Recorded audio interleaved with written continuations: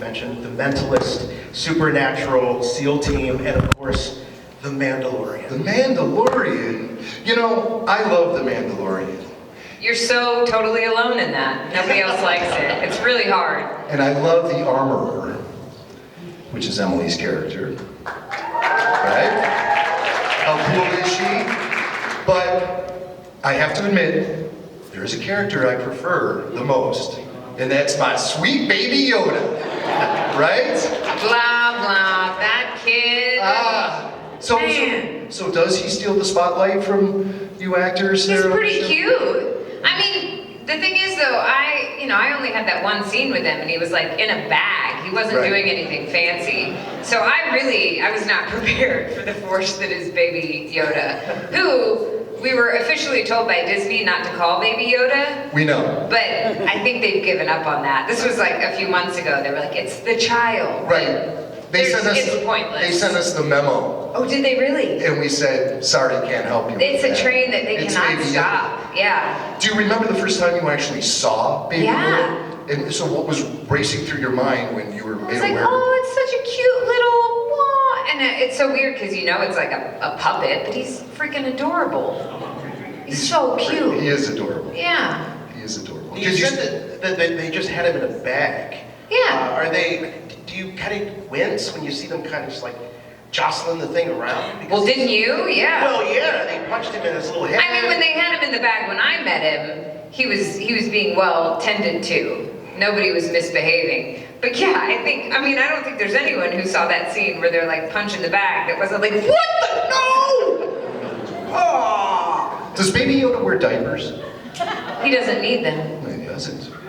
So I guess the Force handles that as well. The Force does work in mysterious Parents ways. everywhere are going to be like, where can I get that Force? Yeah, no doubt. Save money on diapers?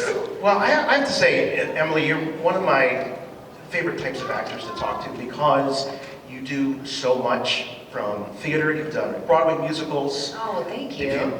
Emily's done a couple of Broadway musicals. And Just one. Just one? Yeah. High Fidelity. High Fidelity. Oh, gosh. And your straight plays as well. You did a play with Tom Hanks. I did. In L.A. And as well as a lot of television. Yeah. A lot of television. And not just any television, but shows that have a lot of mythology to them, like Supernatural, like The Mandalorian, and in some cases you come in relatively late, like with Supernatural, you come in 11 out of 15 seasons. What's that like to kind of just be thrown into a world where you have fans like this? Oh boy, I learn every day how little I actually know about Supernatural. No, I mean, unfailingly, someone will ask me a question at a convention and I just go, what do you think?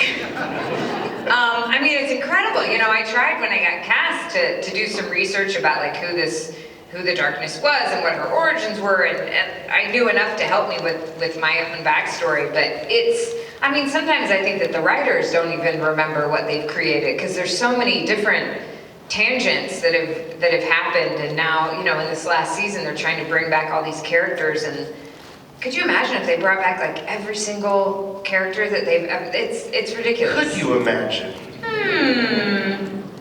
Might? Maybe? Oh, I don't know. You don't know? I don't know if they're bringing back every character. Right. I know they're trying to bring back a lot, yeah.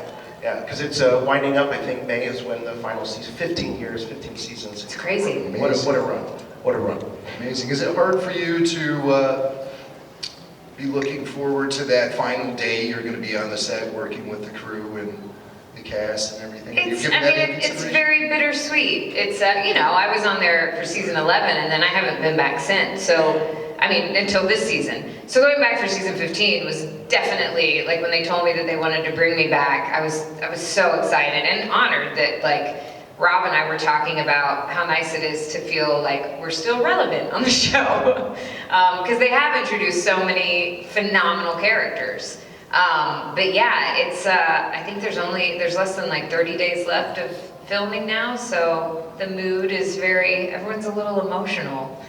There's tears sometimes, and then sometimes people are just like, get through it.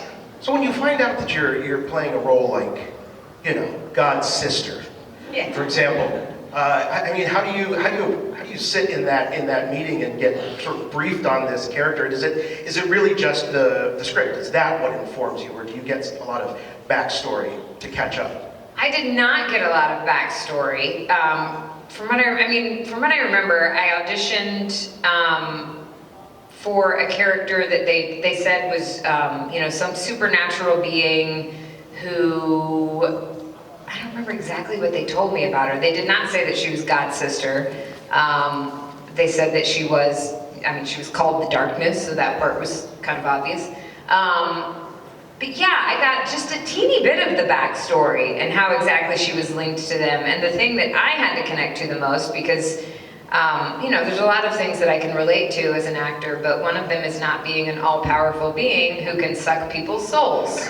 And I don't really have a frame of reference for that.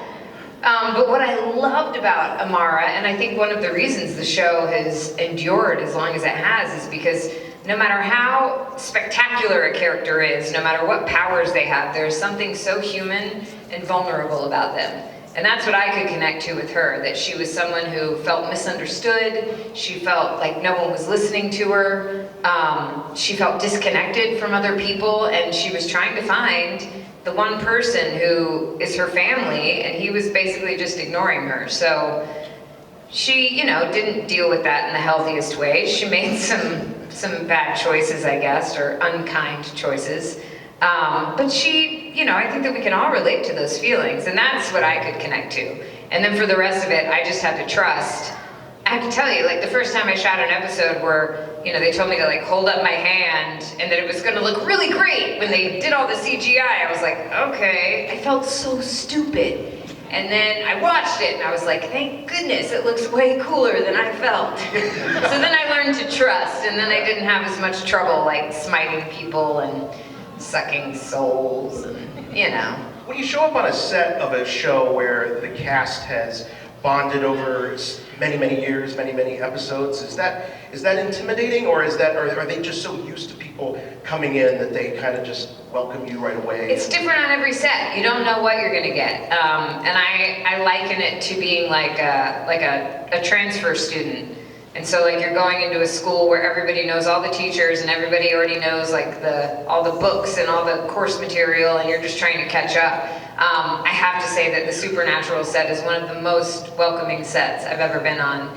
And it's just such a testament to those guys, to those guys and to the whole crew, that they are excited to have new people come in and excited to have new ideas. And there's no feeling of like, all right, look, this is the way we do this, fall in line. They love to collaborate. I remember Jensen and I, towards the end of the season, those last few episodes, there were some scenes that like just didn't quite feel right with what we discovered about the characters so far. And so we would sit there and talk about it and then talk to the writers, and everyone's very open to ideas, and they trust the writers really trust the actors with these characters, and they trust us if we say, I've been on this journey with this character for a while, this doesn't fit right, sit right, and it's just such an open, generous, collaborative place. You mentioned that you have to throw a lot of trust into what the crew is doing with each and every episode. Do you get to see the episodes before they air, or do you watch them on TV just like you do? You just I watch see them on them TV the like same time everyone else does, So you get all the shocks and surprises with the rest of the audience. Yep. So you can still maintain a little bit of your own personal fandom and not have it so spoiled, right? Yeah. Am I right with that? Or do you find that that's the case with a lot of projects you do, or it's sometimes you don't really get to enjoy it as a fan would, because you're so connected? Well, yeah. It's always weird to watch myself. It's a lot easier to watch me in The Mandalorian because, like, you can't really see me, so I'm not worried about, like, why did I make that expression? Like, what am I doing? That one I definitely, out of anything else, I've enjoyed that, like, purely as a fan. I think also because that one was just, like, the most secretive, even for those of us involved with it. So it was so exciting for me to see like what each episode looked like and like who else was in it. Like I didn't know who was in the episodes that I wasn't in.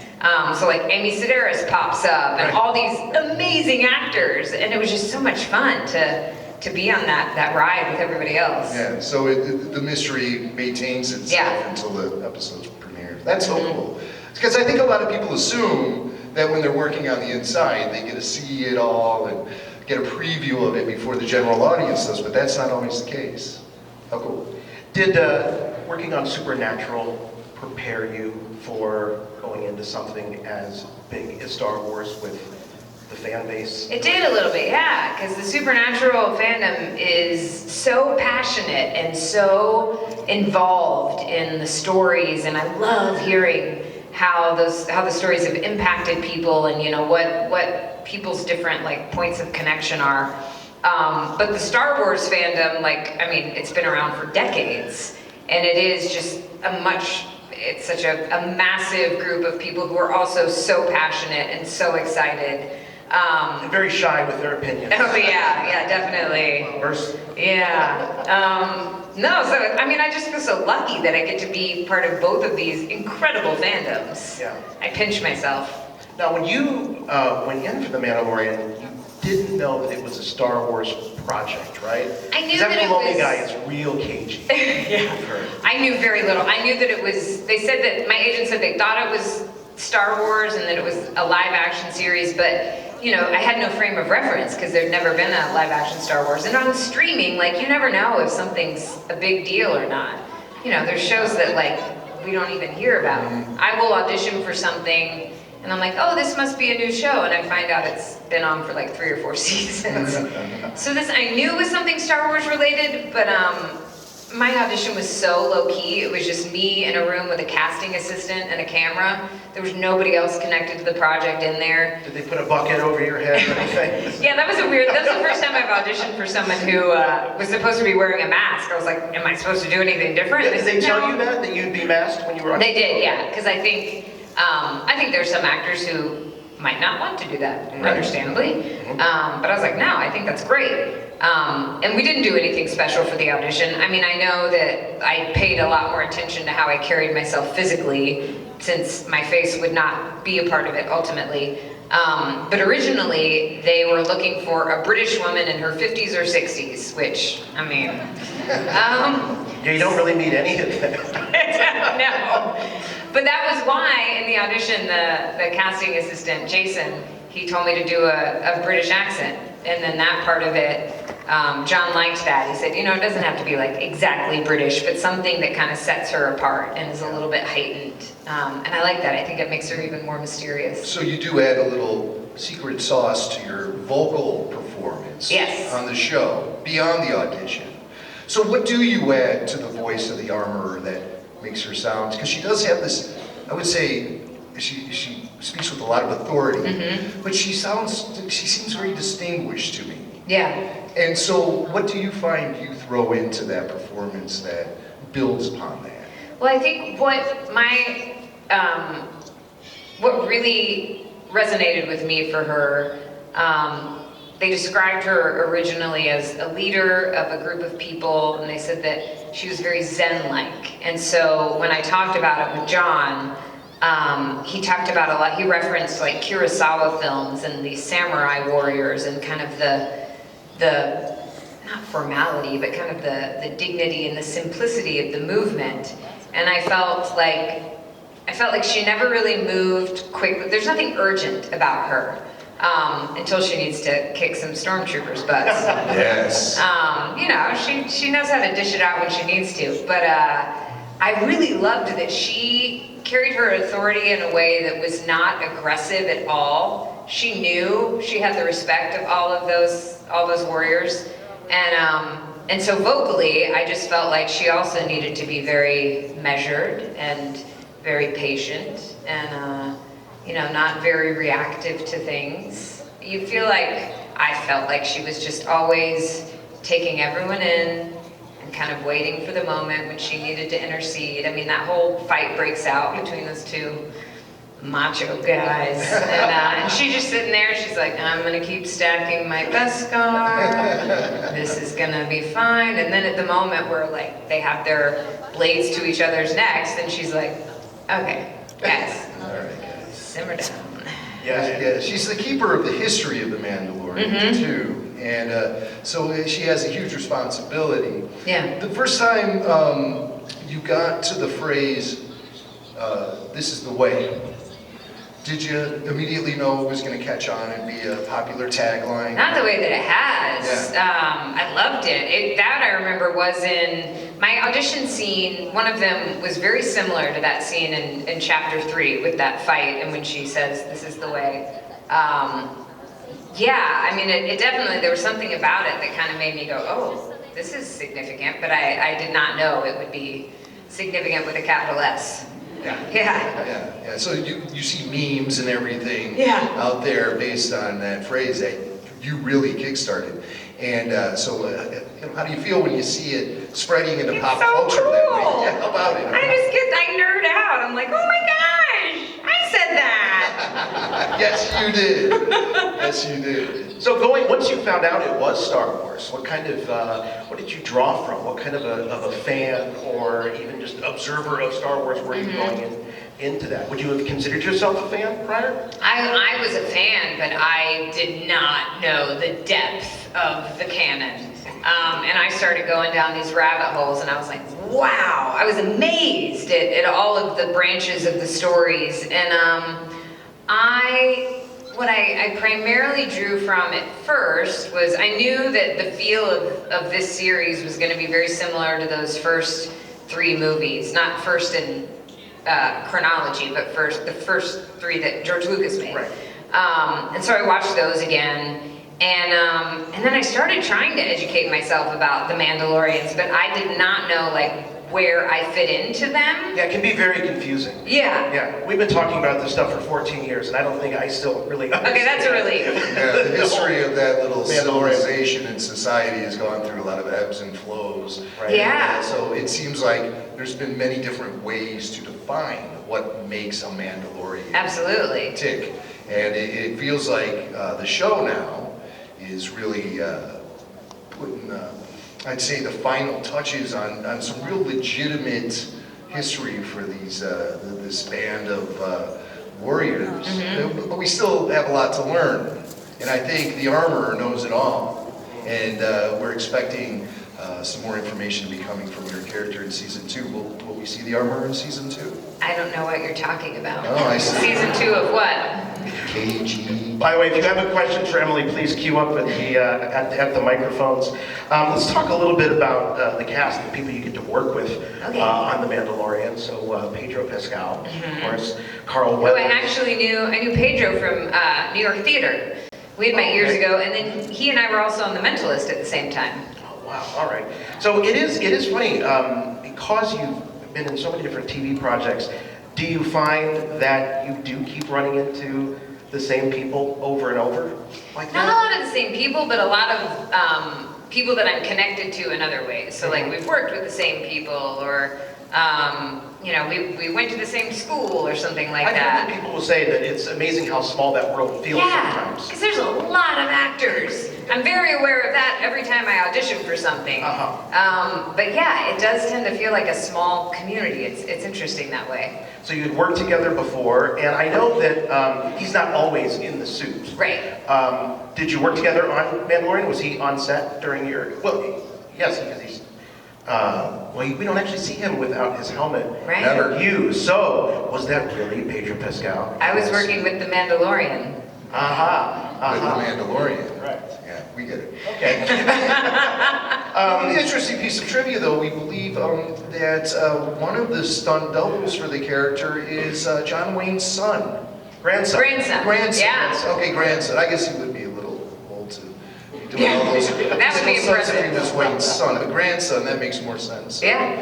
Does he ever mention his famous grandfather on the set at all? Does it ever come up? Yeah, it came up and never like, hey, do you know who I am? Well, of course, yeah. But I think it just comes up in conversation because other people know it, and he's proud to be in that line of incredible performers, but he's not ever like, hey, look at me, guess who I am? I think we have a question right over here. Hi. One thing that's so interesting about The Mandalorian and all of the Mandos in the show is that, like you mentioned, a lot of the acting is body language since we can't see their faces. So I was wondering if there were specific coaches on set for that kind of body language and vocal acting, or if it was something you guys just kind of workshopped while you were filming scenes. Yeah, well, I had actually done mask work in my theater training, and so that was very helpful for me. You're an NYU grad, right? I am, yeah, NYU grad acting. And then we were shooting episodes 1 and 3 at the same time, so it was also, the way you described, there was a lot that we were discovering together with the directors for those episodes, Dave and Deb. And they were really communicating back to us like what read and what was distracting, and it's an interesting thing because when someone can't look at your face, they're looking at every other part of your body. So if you have an unintentional movement that's distracting, it can take away from what's going on in the scene. So I really enjoyed that. I mean, that's unlike anything I've ever gotten to do on TV, and it was fun to find that language. And that was also why I was grateful that she doesn't move super quickly, because I couldn't see very well in my mask. I mean, I got like a tinted visor in my dimly lit cave, and there's like no peripheral vision, so I'd be like, I'm walking around and there was like this little step up to that forge in the middle, and I would be walking towards it and I would just be like, okay, when my boot hits it, then I know to step up. And if you had more than one Mandalorian in the room, we were gonna bonk helmets, we were gonna run into each other. I really want there to be outtakes, because I hope so, it got ridiculous. Especially because of the solemnity so much of the rest of the time. It was just fun to make fun of that. We don't want to take a header into that fork. Oh man, no. What kind of thoughts raced through your mind when you stood in the mirror for the first time in the full wardrobe? What were you thinking? I was like, that's not me, that looks cool. Yeah. She does look cool. She does. I bet it gave you a certain feeling of power. Yeah. Wearing that armor. Well, that was kind of before I knew a lot of details about what, like the script said or anything. I had to go in, because it took them a long time to build that costume. So I went in to this place called Legacy Effects, and they took a cast of my torso, and they showed me pictures, and that was the first time I'd seen what she was going to look So like. when you were reading for it, you didn't have a photo? No, I had no idea. Oh, wow. Okay. Yeah. So I would imagine getting into the costume is really a big part of finding the character. Yeah. Right. And is it heavy?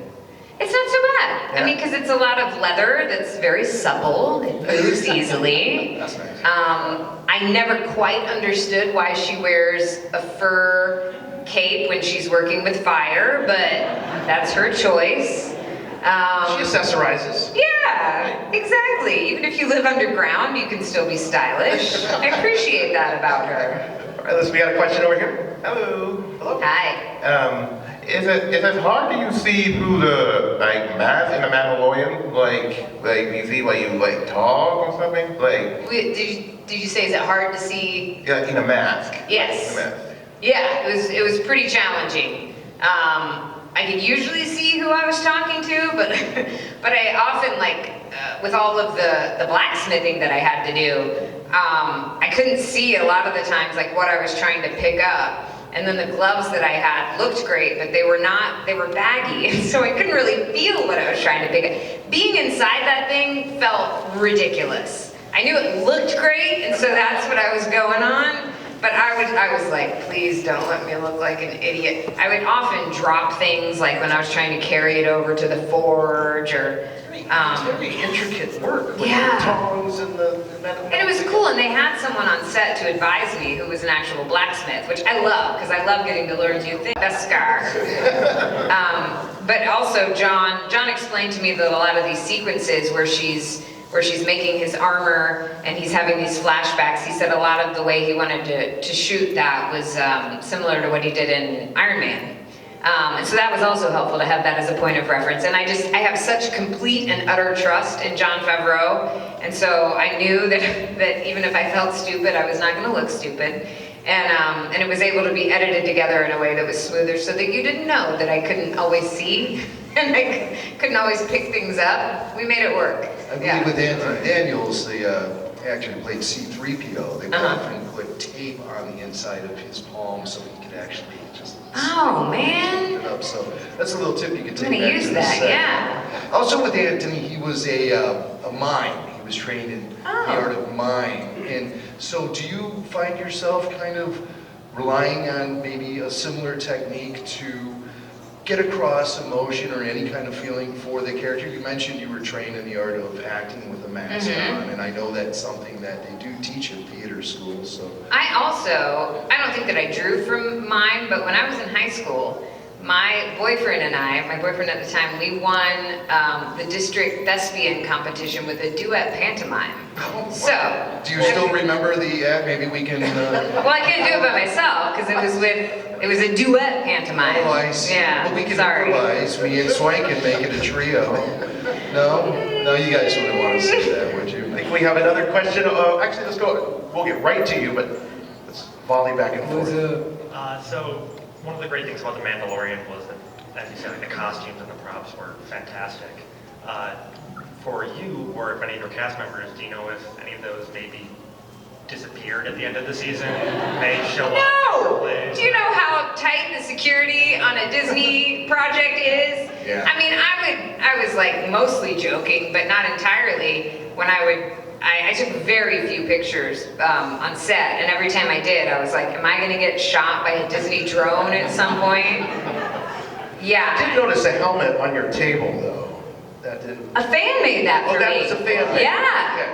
No, I didn't get to take my real helmet. Yeah. Although I did hear that some things went missing, but I think also like someone got fired when that happened. So nobody was Seriously? like, I'm gonna take this as a souvenir. Seriously? Somebody got Yeah. fired for taking stuff off the Mandalorian? I seem to remember that. I hope I'm not spreading gossip, but I No, feel no, like I no, read no. about that. I just find that interesting. That's all. Interesting you got busted. You're like, man, that guy was dumb. I would have been much better when I was stealing things. Don't steal. Don't steal. Question right here. What did it feel like when you were forging things in The Mandalorian? It was really fun. It was fun to get to learn, how to hammer, and it wasn't always the actual materials, but there were times when I was hammering, when I was really like slamming into a piece of steel, and that felt good. I like that. A lot of the other stuff I knew, would have to rely on special effects. Like when I was putting things into the fire, it was not actual fire. Shocker. Or like when I think there was a time, oh no, I remember that when I put like the breastplate into this, I don't remember what it was supposed to be, but it was this gooey, like it looked like a cauldron of goo. And that was kind of fun to do that. It looked really weird, and then it wound up looking very cool, but I was just like, this is so weird. And it's one of those things where you're not doing it just one time. You're doing it Right, oh yeah, over and over and over. Yeah. Which is one of the great things about, when you're shooting something on film, you can just keep doing it till you get it right, and nobody knows all the mistakes you make. One of the great things about The Mandalorian is the cast and the chemistry with the cast. You guys all just seem so perfect for your roles. Thanks. Tell us what it's like working with Carl Weathers. Oh my gosh, he's just such a joy. He brings so much. He's such a big-hearted, gracious guy, and he's interested in everybody else. And he's got some stories, man. He would just like start going down a rabbit hole of stories, and I just wanted to sit there and listen. He was awesome. Yeah, you've seen a lot, hasn't you? Yeah. That's great. We have another question over here. So earlier today, you were inducted as an honorary member of the 501st. And I was. Congratulations. Thank you. Yeah. Didn't take you very long. I know. I'm like, I feel like, is that kind of what it's like when you get like an honorary degree somewhere? A little bit, but it happened very quickly. So they don't induct and everyone that quick. So I'm Oh. gonna take that as. Well, I'm even more honored now. I was just about to ask, how did that feel for you? It was really cool. And when we took that picture and I got to see everybody in there, I mean, I'm just amazed at the work that people do on their armor, if they're Mandalorians, or all the different costumes. You guys are incredible and so inventive. And I mean, I feel like I would start trying to make something like that, and after 15 minutes, I'd be like, this is too hard. So it's something. How many projects can you do where people like give you gifts because they're so happy that you are part of their world? It's very cool, yeah. Very Yeah, I'm unique. amazed at a lot of the fan art that I've seen online and at conventions. I never get tired of it. Yeah. One more here. How difficult do you find to act against CGI, and what kind of techniques do you use when you're acting against something that isn't there yet? I didn't really have to do that much. I did a little bit, with the elements of my forging, but I didn't have to pretend that there were like people there or creatures there that weren't there, which I'm really glad for. But when I have had to do that, like I've done some video games, and when I've had to do it there, you kind of just have to like go back to being a 5-year-old and using your imagination. And it's funny how that can get rusty as we get older, but it's all still there. So I think you have to have a great willingness to not care if you look stupid, because you're gonna look stupid, because you're acting with something that's not there. But then it's kind of fun. Yeah. I imagine the other side of that is where you have fun. Once all of the self-consciousness drops away, and that's a lot of what the theater training is. It helps you with scene partners and things like that. So, Definitely, yeah. We also wanted to ask about Gina Carano, who is a relative newcomer to the acting world. Yeah. So what was it like working with her as well? I'm amazed, knowing how badass she is, I'm amazed at how sweet and gentle she is in person. She has this way about her that is, she's so curious because she is relatively new to acting. She's just curious about everything that's going on. And she's so appreciative of other people's work. Like she was constantly complimenting people, and she's very present and very in the moment, and just such a sweet, gentle spirit. And then you see her fight, and you're like, I'm not gonna mess with you. Yeah, she's absolutely delightful. Do you pick up on differences depending on maybe where the actor has come from? If you're working with perhaps a real stage actor versus veteran TV actors or film actors, or in the case, like you mentioned, Gina, who doesn't have a whole lot of experience. Is it a different feeling when you're doing work and scenes with? Not necessarily. I mean, occasionally, like, it's more, I guess, in the way that people approach the work. Like, I was doing, I did a TV show called Monday Mornings that was on TNT, and it was a lot of stage actors. Alfred Molina was in it, Bill Irwin. Thank you. Not many people saw it. And then there were a handful of just film and TV actors. And the thing that I noticed with that is that a lot of the theater actors, we like to do a lot of takes. And we usually feel better with the ones later, whereas film and TV actors, I think they worry, not universally, but the ones that I worked with on that show, they felt like they were fresher with the first takes, and they didn't want it to get old. But I think when you're used to doing theater, you're doing it so many times that you are constantly finding ways for it not to feel old. And I know for me, like, the more relaxed I feel with material, the better work I do. And so I would rather someone else have their coverage first, so I get to run the scene a few times, and then the camera's on me, and then I'm like, okay, yeah, now I found it. I know it's usually very difficult for actors to choose, but do you have a favorite? It's live on stage versus in front of the camera? I mean, I think my heart will always be with theater, because the audience is right there. And I love that. I love that conversation that's happening. And film and TV, it's sort of amazing to me that anyone does good work sometimes, because there's so many distractions that you have to blot out. There's so many people watching you at all times, and they're like sometimes, right here next to you, and you're doing a scene, but like you don't see them on camera. And you don't really know, you don't have an audience. Right. And like the people that are watching you can't react because they would make noise and that would ruin the shot. So you're kind of acting in a vacuum. And it's months until you get that response. Yeah. I mean, we shot The Mandalorian out of order, and all my work was done by November of 2018. And it wasn't announced, I think, until January or something. So I was already done when it had gotten announced, and then it didn't premiere. A year later. It was a year, since I had done my work on it. Some delayed gratification. And it was a long year wait for us too. It was coming.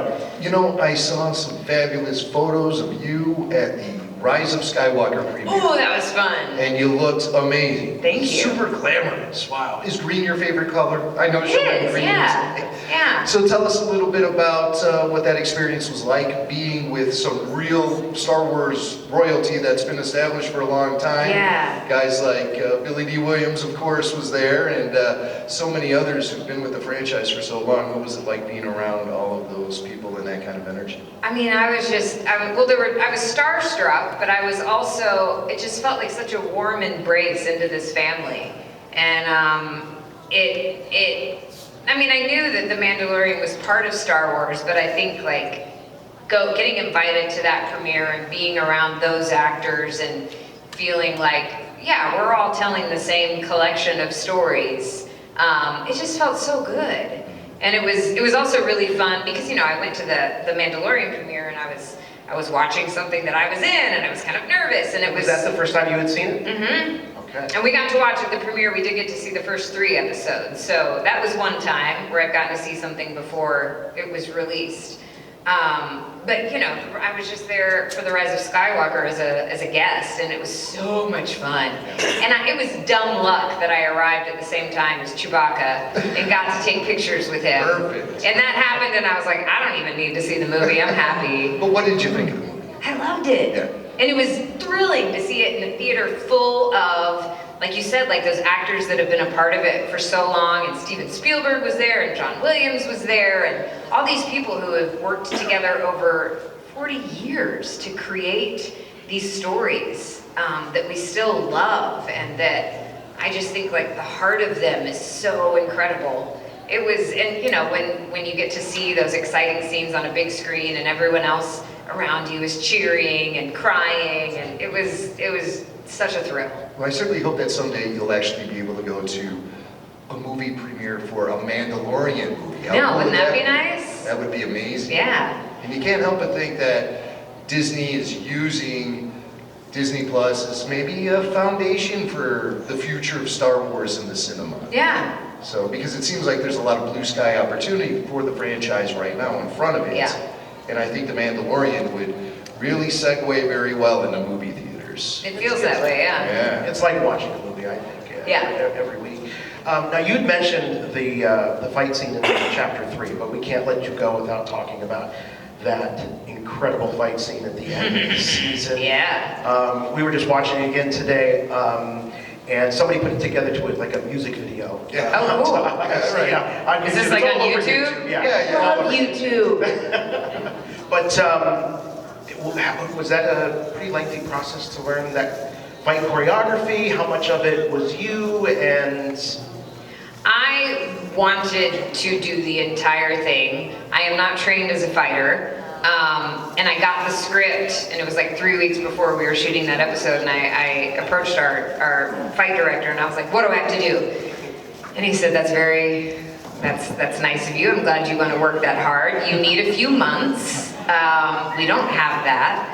So they did, I mean, they told me they were going to do most of it with a trained fighter, especially because I'm in a mask. So they were like, we don't really need to use you. But I did, for those 3 weeks that I had, I trained with somebody so that I could help with like some transitions. And that was definitely me, like taking all the credit at the end with that pose over the stormtroopers. That was all come me. in at the end and do the bow. Yeah.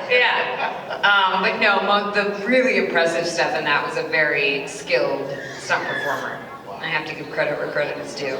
It is one of the most incredible fight sequences in any Oh my Star gosh. Wars, when that stormtrooper helmet just gets Well, and you crushed know, off his face. originally John told me that when he wrote it, that she died, that she like sacrificed herself for, you know, the good of the child, and Din Djarin.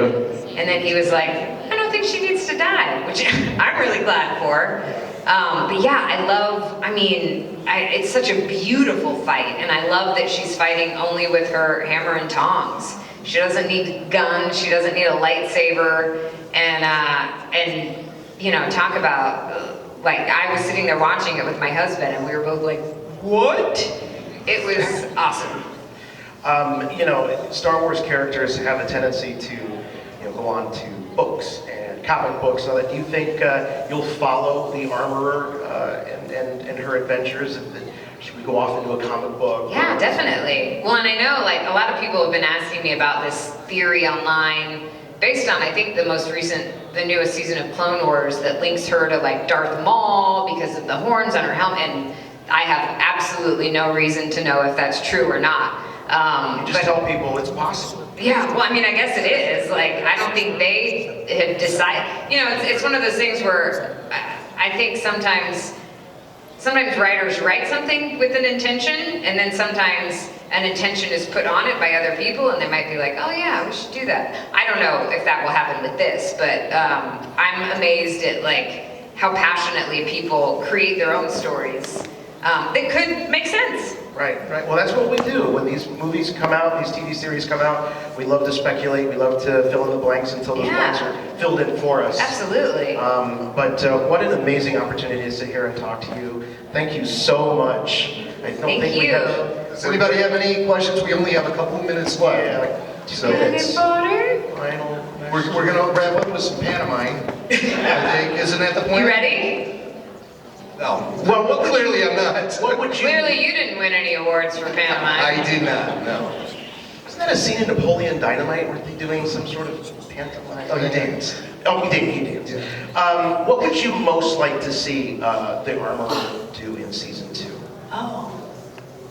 If you were writing it, what would you... My mind immediately goes to the idiotic. I'm like, I want to see her, like, try to go grocery shop here. Like, you know, something totally stupid. Or Going down the aisle and... yeah, she's trying to, like, get things off the shelf, but she can't quite reach them.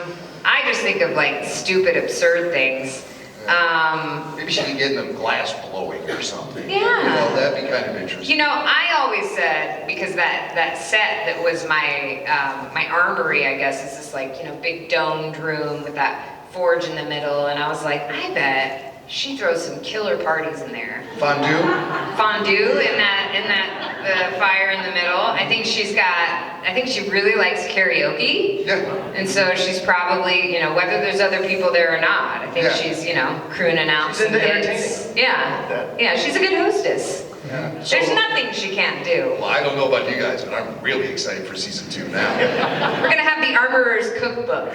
It'll be seen on HGTV next year. It's moving. She's gonna have a cooking show. Mandalorian fondue. Ladies and gentlemen, the great Emily Swallow. Thank you guys. Thank you for coming here at the end of your day. Thanks, everyone. Thank you. I'm gonna listen to your podcast. Oh, thanks, so That would be great. Thanks. All right. That's Bye. fun, guys. Thank you very much. See you later.